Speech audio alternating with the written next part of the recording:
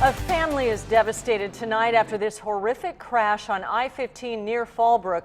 3 people have died. 3 survivors are dealing with the aftermath. 10 News is learning more about the events surrounding this crash, and 10 News reporter Allison Ash is now live in Escondido. Allison, 2 of those victims were not wearing seatbelts. Yeah, and it's not known whether the 2 survivors who were brought here to Palomar Hospital were wearing their seatbelts, but the CHP has confirmed for us that the 2 young women who died in that crash did not buckle up. From Sky 10, you could see the upside-down black Ford Expedition. The driver lost control, hitting the center divider on the southbound side and flipping over onto the northbound median.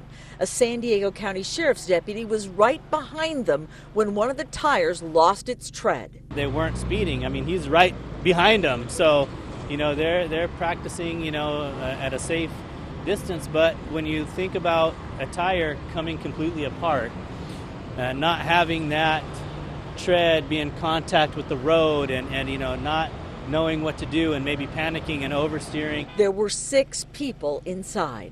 Of those 6 people, 3 died on the scene. We know that there were 2 adult females in that vehicle. We believed one of the deceased is the mom of the 2-year-old. The driver also died. He was the little girl's dad. Luggage was strewn along the highway, along with this tiny tennis shoe. The family was heading to Mexico to the funeral of the toddler's great-grandfather.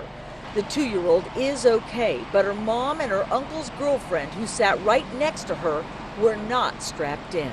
It appears that the rear of the vehicle doesn't have a lot of damage the way it is, I mean, the baby who was in her car seat properly seatbelted survived with little to no injuries. It took hours to remove the bodies from the wreckage. Now the medical examiner is notifying next of kin, who will have to endure more funerals during this holiday season.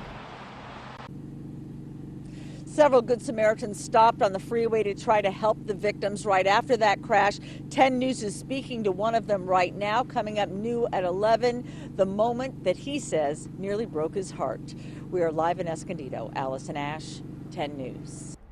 Well, this map gives you perspective on exactly where this horrible crash happened. The crash was right here on the 15, north of Escondido, south of Temecula and Fallbrook. We're going to zoom in now closer to the crash site. The car was headed south right here on the 15, the crash site near West Lilac Road.